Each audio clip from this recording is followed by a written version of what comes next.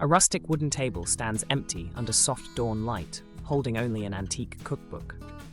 This table is more than furniture. It's a stage where centuries of culinary history will unfold. From indigenous grains to fusion dishes, every meal served here carries the weight of a nation's identity, shaped by conquest, trade, and resilience. Hands grind maize in a stone mortar, releasing the scent of ancestral knowledge. Before colonization, diets were dictated by geography. Terraced rice paddies in Asia, cassava in Africa, quinoa in the Andes.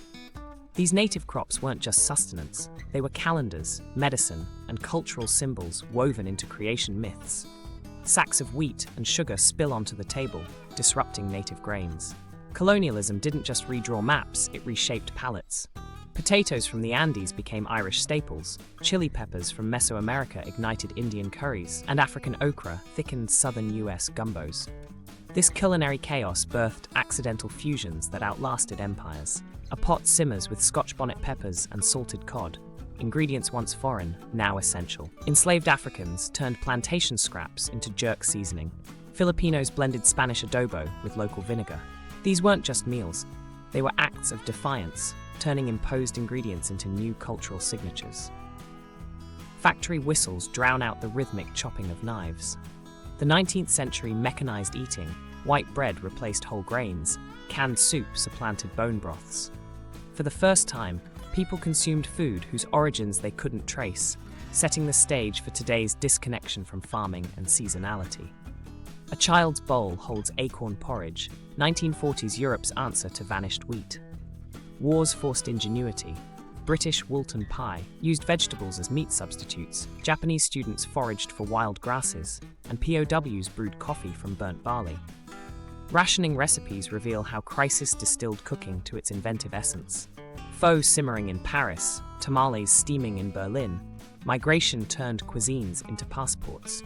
Immigrants adapted dishes to available ingredients, Vietnamese using French baguettes for banh mi, while children straddled nostalgia and assimilation.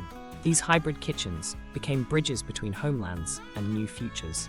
A neon sign flickers over identical burgers in Tokyo, Dubai, and Rio. Late 20th century globalization prioritized efficiency over diversity. Wheat subsidies erased native grains, chain restaurants standardized tastes. Though convenient, this culinary monoculture eroded regional identities and biodiversity, with 75% of the world's diet now relying on just 12 plants. Farmers, markets bloom like urban oases, reconnecting eaters with nearly lost heirloom varieties. The slow food movement champions arc of taste ingredients, Peruvian giant corn, Korean meju soy. This isn't nostalgia, it's food sovereignty, ensuring climate resilience and cultural continuity through biodiversity on our plates. The same wooden table now groans under dishes from every era, native corn tortillas beside colonial-era mole, wartime potato cakes next to immigrant spring rolls. As diverse hands pass plates, the cookbook lies open to a new page being filled. Grandma's faux tacos. Here the past isn't preserved in amber, but remixed with each generation's lived experience.